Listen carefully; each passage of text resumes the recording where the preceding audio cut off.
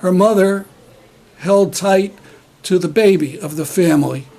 The roof fell on her and killed the mother. لكن تحول هذه الدراسات إلى مواد تعليمية وفعاليات للأطفال. Hello, my name is Stanley Heller. Welcome to The Struggle. A lot of grim news on the program today, but we'll end on an up note with Dr. Mazin Qumsiyeh, who will be talking about what has been accomplished in Palestine, even in the teeth of the Israeli apartheid. We start with the worst, Yemen. The warfare there has killed over 300,000 Yemenis, mostly at the hands of the Saudi US-UAE coalition. When the Yemeni group Ansar Allah, better known as the Houthis, sent a drone that actually reached the UAE and killed 3 people, the coalition became enraged and bombed Yemen unmercifully. In one case, the UAE bombed a home and injured this girl.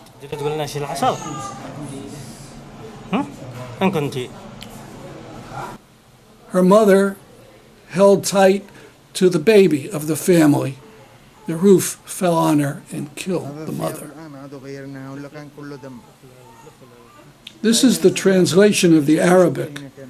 The man was asking the little girl, "Where were you?" but gets no answer from the girl. He said later, "The clothes were all bloody. We changed them for her." The missile fell, the house was destroyed, and she flew out of the house from the 2nd floor, and the ceiling fell on her mom. He asked, "What are the injuries?" He said the girl bled a lot from her ears and had a cut on the leg and a cut on the head. The mom was holding a 2-month baby when the ceiling fell on her. The baby's 2 months old, and the mom covered her to save her. All the stones from the ceiling fell on the mother. ايوه بنت رضيع طبعا عمرها يمكن شهرين. الحمد لله حمتها امها طبعا كانت بحضنه كل الحجار فوق الام. This is the baby that some call the miracle baby.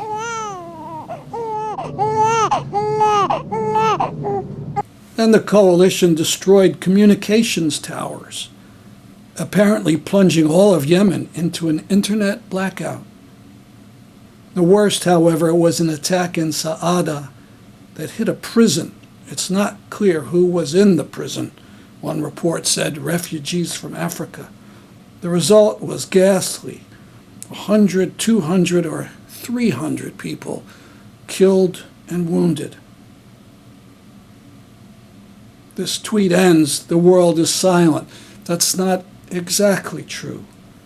Biden was asked at his press conference about Yemen, and while all this mayhem was going on, he said that his administration was considering putting the Houthis back on the terrorist list. That would mean it would be illegal for Americans to communicate with them, and they wouldn't be able to even talk about this wrecked boat full of a huge cargo of oil off the coast of Yemen. They couldn't talk about how to try to deal with it. What absolute callousness on the part of Biden and of Congress, of all the people who vote for weapons for the Saudis. Aren't they individually involved in war crimes?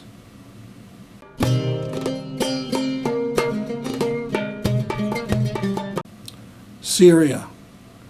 Life for the refugees in the snow in the tents.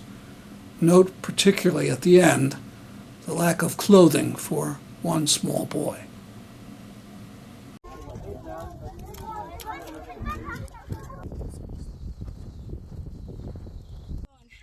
انقذونا على بيوت يا ابني، انشقت الجوادر والضنا قيعدي، وين بدنا نروح؟ الله الله يوفقكم دبرونا.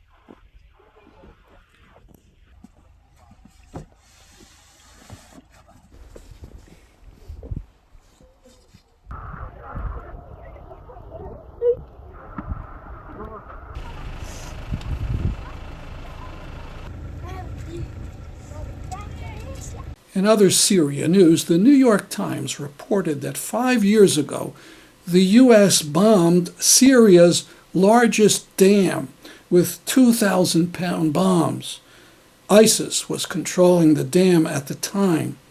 Only luck prevented a catastrophe. One blockbuster bomb failed to explode. The Times quoted a former director at the dam who said, "The destruction would have been unimaginable.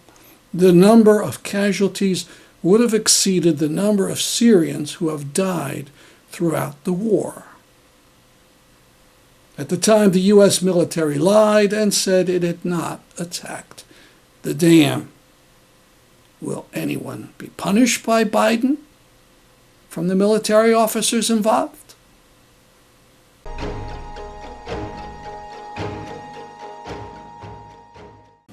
A sad revision of a story from last week. Noted Palestinian activist Haj Suleiman Hathleen has died. He was run over by an Israeli tow truck working with the Israeli military. Hathleen had stood on the road in front of the tow truck, and the truck just ran him over. Gideon Levy reports in Haaretz that the military and the tow truck just drove away. At best, this was a hit-and-run killing. In recent years, Hathleen had constantly been at demonstrations and had been arrested many times. He was never charged. He was always, obviously, nonviolent.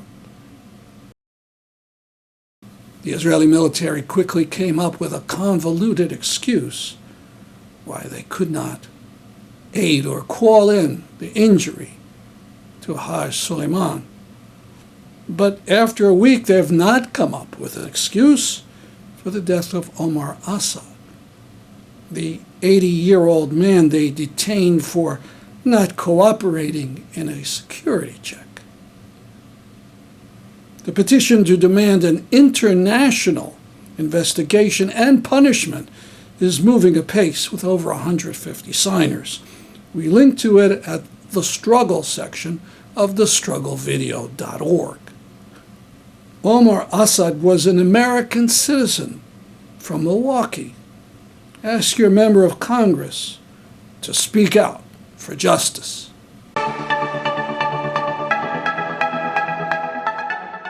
There was considerable media attention to an eviction threatened against a family in Sheikh Jarrah. The Salhiye family assembled on the roof of their home with gasoline canisters and threatened to burn the whole thing down. It seemed there had been a settlement and that the authorities were going to pull back. That was just a feint.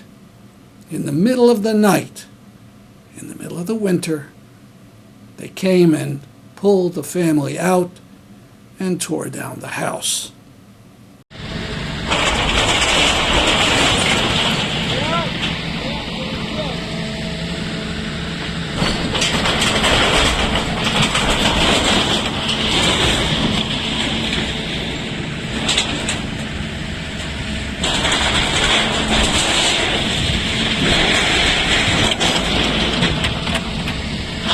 They arrested the family. Eventually, they let them out with an order that they couldn't return to the whole neighborhood of Sheikh Jarrah for 30 days, meaning they can't even go and pick in the rubble for some of their things. Ukraine. We again say that Russia has no reason to invade Ukraine. It would be an international crime of aggression if it did so.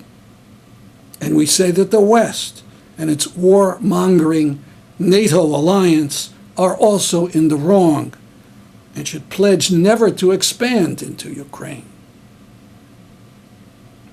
We also want to mention something that Helen Caldicott talked about last week. That anti-nuclear activist noted there are 15 operating nuclear power plants in Ukraine, including Chernobyl. A general war in Ukraine could end up in European-wide catastrophe.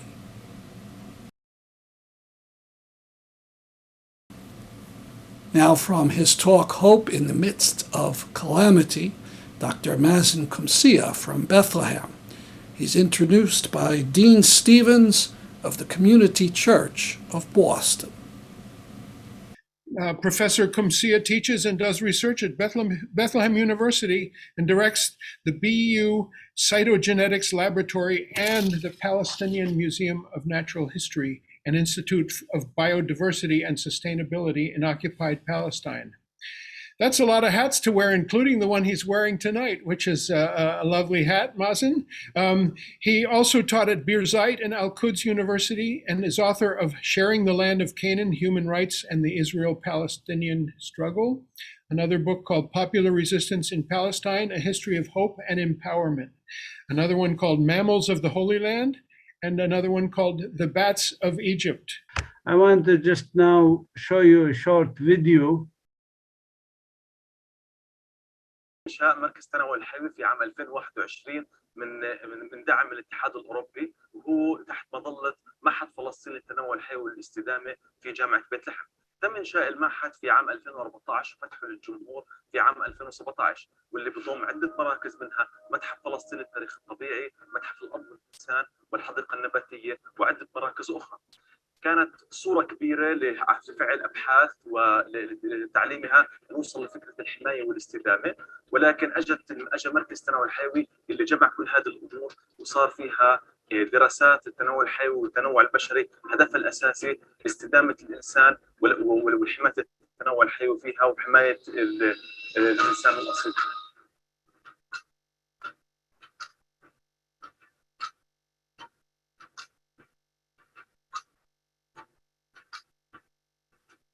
التنوع الحيوي بتقوم بعدة أعمال بحثية، لأنه بتضمن على عدة مختبرات من ضمنها بالمركز مختبر الجينات، مختبر الكروموسومات، مختبر تصنيف الحيوانات، وأيضا تصنيف النباتات وعدة مختبرات أو مراكز من ضمنها. عندنا احنا رؤية إنه أنا ما بقدر أوصل لفكرة المركز اللي هي الاستدامة والحماية إلا إذا أنا قدرت أسوي بحث اللي من هذا البحث أطلع نتائج صحيحة اللي أقدر أدرسها للطلاب أو للمجتمع المحلي بطرق تكون أكثر فاعلية مع المجتمع، حتى أوصل لفكرة الحماية والاستدامة للأبحاث اللي لها علاقة إن كان بالتنوع الحيوي الحيواني أو النباتي أو التنوع البشري الموجود هنا. عندنا عدة من ضمن كمان المراكز، في عندنا مركز لإعادة تأهيل الحيوانات، في عندنا كمان زي مجموعة كمان بتكون لدراسات مكتبية أو استشارات لبعضها، وآخر استشارة نكون فيها أو نكون حاليا فيها اللي هي التقرير، كنا بالتقرير الوطني السادس، وهلا حاليا في خضام الاستراتيجية الوطنية لحماية التنوع الحيوي لفلسطين.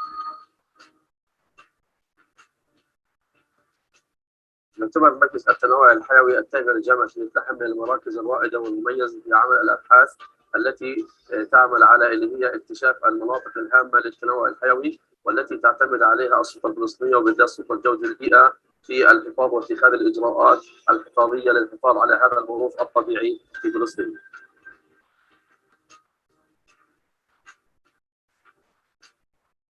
دورنا في المعهد مش بس نعمل دراسات وأبحاث علمية، ولكن نحول هذه الدراسات إلى مواد تعليمية وفعاليات للأطفال والمجتمع المحلي عشان نرفع الوعي البيئي ونشجع الحفاظ على الطبيعة في فلسطين.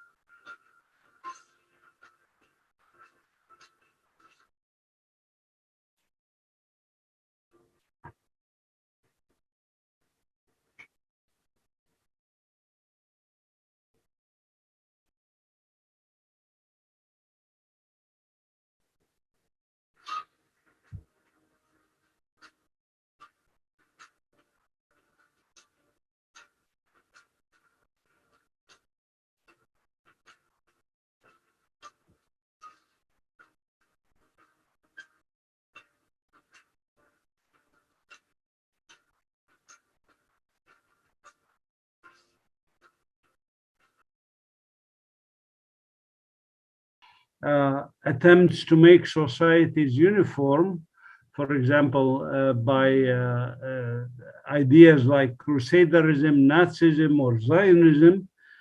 These ideas are harmful for societies, harmful even to the group that benefits initially from these elite and chosenness kind of societies that promote one religion or one skin color or whatever.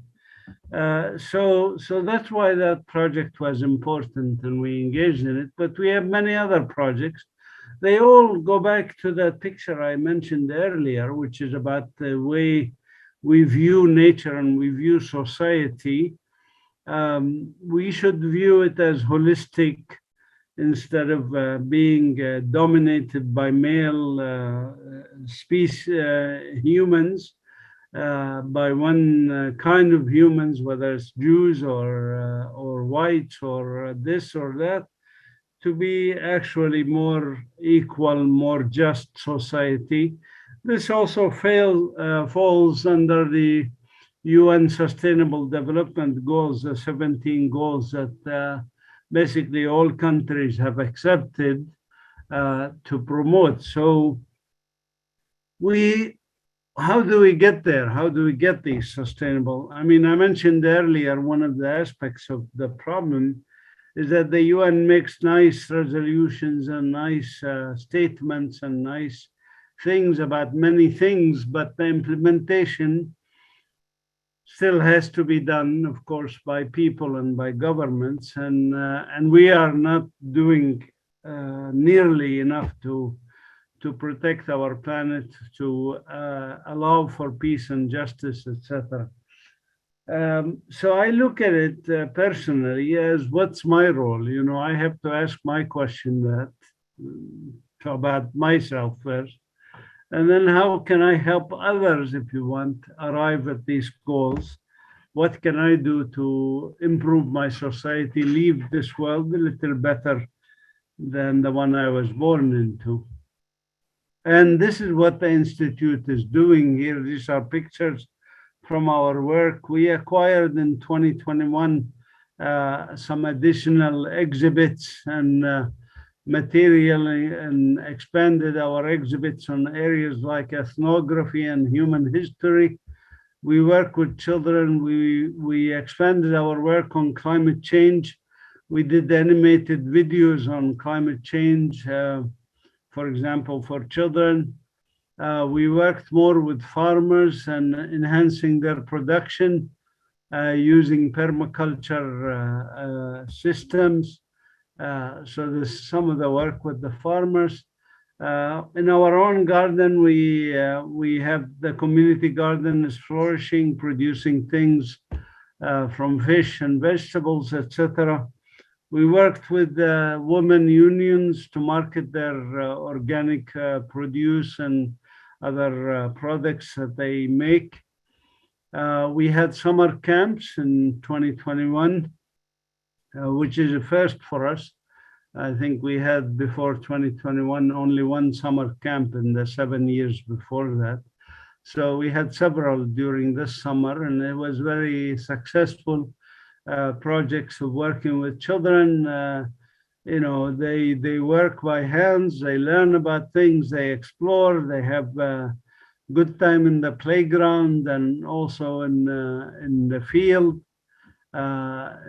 So these are just some of the pictures with the children. I think that's, for me, working with the children is most satisfying aspect of this work, because you know, it's really psychologically, you know that they are the future, and when you see them change and enjoy themselves and evolve as human beings, you know, it becomes very good. This clown, by the way, his house was burned down after he came and did this activity for the children. So it's kind of, sometimes sad things happen, sometimes good things happen. Here it's every day is something new, and every day evolves. We also started in 2021 working more intensively with women to make, we have program for women that's run by Jihan Jid'un, who you see in the upper left-hand corner, working with some of the women to develop household products using organic material from our garden, including cosmetics, cleaning supplies, things like that, by recycling, etc. Our animal rehabilitation unit continues to flourish, as you saw in the video, and our research unit developed significantly in 2021 thanks to that EU support with molecular and other facilities, and a herbarium now for plants, in situ and ex situ conservation of plants in our garden. These are just some of the supporters, funders, partners, if you want, that worked with us, from Rotary to National Geographic to the Darwin Initiative to the EU, many others. We have this group called Palestine Action for the Planet, and we work closely with the Environment Quality Authority, as mentioned in the video, to work on the National Biodiversity Strategy and Action Plan to combat things like climate change and other threats to our environment. While international visitors to the museum declined, there are still some of them who came, but mostly local visitors and colleagues that we work with. I'm very proud that the team here at the museum, these are just some pictures of the people who work here, have been very productive and have helped a lot in getting us where we are, where I'm satisfied. I mean, I'm never satisfied. We really need to keep moving, but to better and better things and accomplish more and more. Bigger steps now ahead of us. As the threats continue to be there, we need to continue to work. But the staff is a key component of this. And of course, the volunteers, and volunteers come and work with us, and do some things. Just this past year, we published a paper with one of the interns, volunteers who came here from Germany, for example, worked on orchids. These are some other volunteers who worked with us. As you can see, they work in the garden or in, making, in the case in the lower right-hand corner, apricot jam, etc. This is more about volunteers. I built, for example, last year, this biogas unit. You can see in the upper right-hand corner the volunteers who built it. We enjoy ourselves, and we have big plans for the future, including new buildings, renovations, etc. Our website is here, palestinenature.org, and I'll put in the chat room the donations link for this, but you can also contact us at info@palestinenature.org. To me, this is inspiring. And when you take that point of light, as you say, a candle, and you multiply it by thousands of others, Palestinians, others, then you see that the world is not so hopeless after all. There is a lot of goodness in this world. There's a lot of things that are happening. And again, for me as Mazin, I'm not going to change the world, but I look at what's my role, and I work according to my conscience. And here I am talking to you at 3 in the morning, so it's in Palestine time, so it's, I do what I can, okay, and if that helps, that's great. But even if, and I think actually humanity has a 50-50 chance of going over the hump. But even if we don't go over the hump and we end up with like that sheep or the lemmings go over the cliff, at least I would say, okay, I did what I can. I did my best. I tried what I could. Yeah, hi. Thank you. It's so good to be with you. And thank you for organizing this. My name is Musa Ishaq, and my wife, Kristen. We live in Burlington, Vermont, and we are members of the Burlington Bethlehem Arad sister city. And we support what you do, Mazin. You do amazing stuff. It's not just you tried, you have created really real beauty, in Bethlehem that is helping many people. I have one question. I am from Aboud, which is north of Bethlehem. Do you ever take kids, around to see? It's Palestine is gorgeous now. It's green, especially the highlands.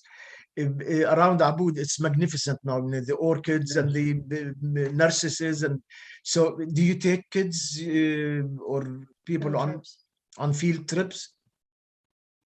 Yes, and actually, I wish we had more ability to do this. One of the new ideas that came to us in 2021, and that's also funded by the EU now, is we are having a mobile educational unit, mobile museum. And this mobile museum, I can send you pictures later to see it, which we will launch this spring, February 1st. We will have stocked it and started going to these places because we want to go to schools in remote places. I don't expect people from Jenin or whatever to come to the museum because of the restrictions and the checkpoints and all of this stuff.